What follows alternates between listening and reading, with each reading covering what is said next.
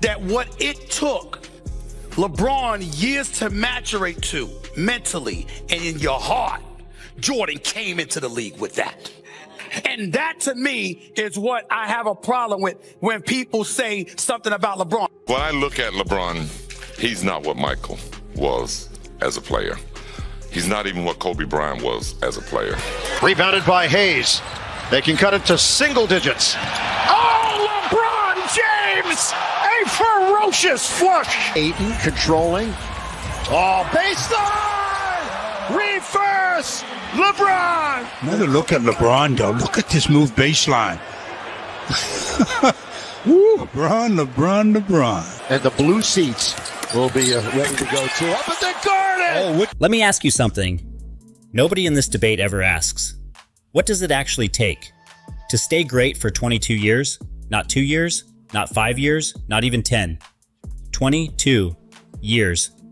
Think about what that really means. Every single morning, your body is older than it was yesterday. Every single season, younger, faster, hungrier players are coming for your spot. Every single year, the critics are sharpening their knives, waiting for the moment you finally slip. And yet, LeBron James never slipped. He won championships in 3 different cities with 3 different rosters. He broke Kareem's all-time scoring record. He carried teams that had absolutely no business being in the NBA Finals and got them there anyway. And somehow, the man the basketball world chose to question his greatness was Scottie Pippen. Not a coach, not a champion from another era, but a man who spent his entire career being second. A man who, by his own admission, needed Michael Jordan to win every single one of his 6 rings. Here is what nobody is saying out loud. Maybe Pippen was not analyzing LeBron. Maybe Pippen was protecting a legacy that was never fully his own. Today we are going to break down exactly why Scottie Pippen's criticism of LeBron James falls apart, piece by piece, when you actually look at the facts. That's the only thing that I knock LeBron about is not having that clutch gene. Right. But a lot of players don't have that clutch gene. And a lot of players don't have that opportunity to even develop that clutch ability to want to have that last shot. And demoralize you. Yes. And scare the living hell out of you. LeBron doesn't have that gene. Long arm of LaRavia knocking away, not crunching down. Numbers for Lakers. LeBron! By Ayton. LeBron! As Marcus Smart sees him in LeBron. Reeves is on the bench right now. But Austin gets his points in bunches. Oh, LeBron, here he goes! Doncic is back in. Oh, LeBron! Oh! He reached back and then threw it down with the left hand. Pippen's most famous argument is that LeBron lacks the clutch gene, that he doesn't have that natural killer instinct to hunt the biggest moments. It sounds powerful. It sounds credible coming from Pippen. But let's actually look at the facts. 2016 NBA Finals, Cleveland Cavaliers versus Golden State Warriors. The Warriors had just finished a 73-win season, the greatest regular season record in NBA history. Cleveland was down 3-1. No team in NBA Finals history had ever come back from 3-1. LeBron James didn't just show up in those final 3 games. He took over in a way that basketball had rarely seen before. Game 7, final minutes, score tied. LeBron chases down Andre Iguodala, one of the fastest players in the league, and pins his layup against the backboard from behind. A block that every analyst called the single most important defensive play in finals history. Then he hits the go-ahead jumper. Then Cleveland wins their first championship ever. If that is not the clutch gene, then the word clutch has no meaning. Pippen pointed to one game where LeBron didn't demand the ball. LeBron's career has an entire library of moments that say the exact opposite. When you look at these players in today's era, being LeBron, there's really no comparison. When you talk about the level of competitiveness, Michael bunched up all of his competitiveness within 12 to 14 years. LeBron. 2-on-1 and a pretty good defensive play by Johnson. Yeah, we go to break here. You see LeBron and Austin hooking up. No look. LeBron looking the ball into the rim.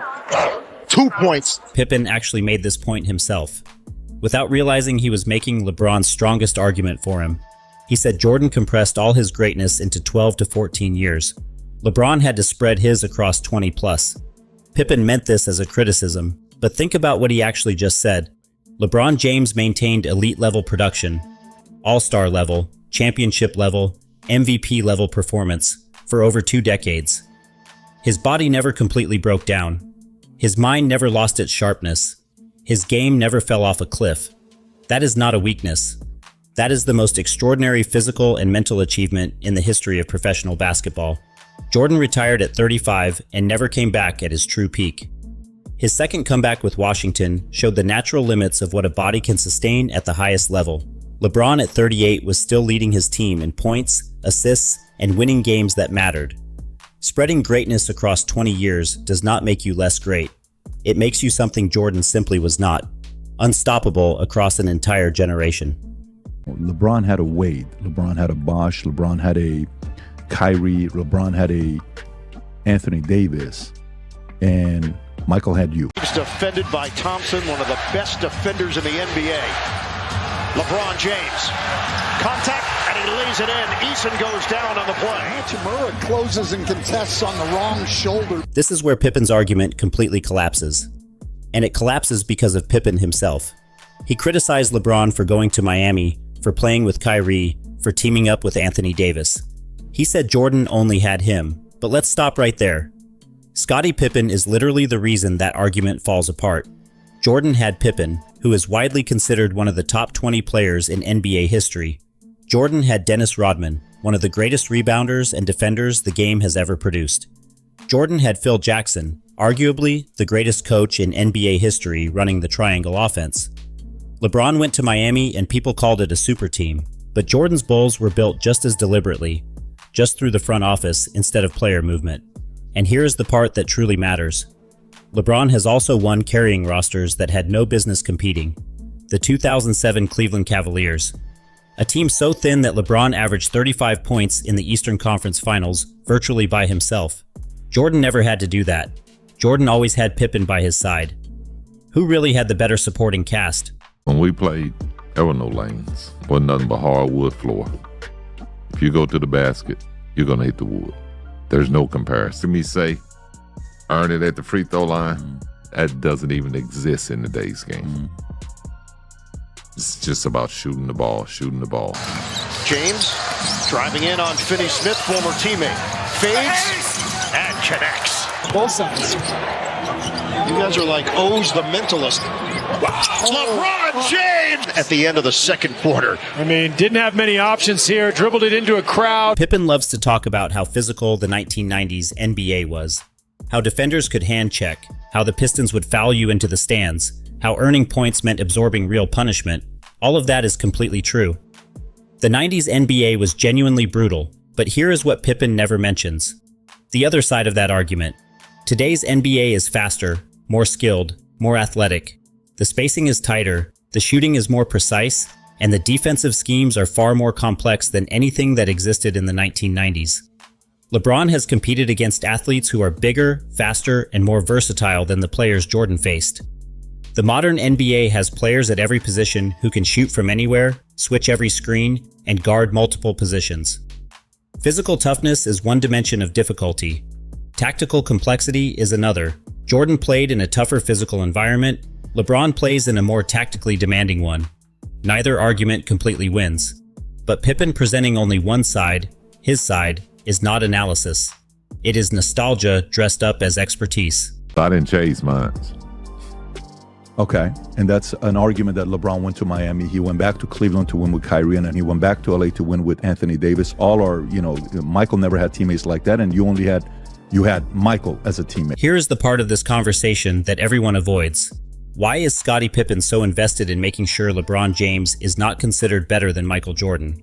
Think about it honestly. If LeBron surpasses Jordan in the historical conversation, what happens to Pippen's legacy? His entire identity is built on being Jordan's essential partner.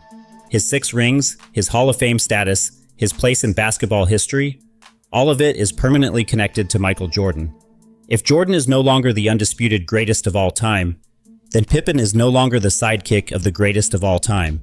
That is not a small thing, that is everything. When Pippen says, "I didn't chase mine," he is not just comparing career paths. He is defending the only version of history where his legacy remains fully intact. LeBron's greatness does not diminish what Pippen accomplished, but Pippen cannot afford to see it that way. And that, more than any stat, any clutch moment, any era argument, is why his criticism of LeBron James should always be heard with full context. Reeves is on the bench right now. But Austin gets his points in bunches. Oh, LeBron, here he goes! Look at the speed. Who says this guy is slowing down? 40, almost 41 years of age. It's good in there, but he's a lot of pressure. Wow. This is incredible. It is unbelievable. Wow. Things we've never seen any athlete in any sport. Here is the truth that this entire debate keeps dancing around. LeBron James does not need Scottie Pippen's validation. He never did. His 40,000 plus points speak. His 4 championships in 4 different decades speak. His 2016 finals performance, when he single-handedly saved an entire city's championship drought, speaks louder than any interview ever could. Pippen gave his opinion. He had every right to, and some of his points are genuinely worth discussing. But when you look at the full picture, the longevity, the championships, the clutch moments, the different rosters, the different eras, the argument that LeBron lacks something fundamental simply does not hold up. Greatness does not always look the same. It does not always fit the same mold. It does not always come with the same personality or the same style. Sometimes greatness looks like a 22-year war of attrition against time, age, criticism, and doubt. And LeBron James won that war, every single day. Drop your thoughts below. Is Pippen being unfair to LeBron, or does he have a point? Hit like, subscribe, and we will see you in the next one.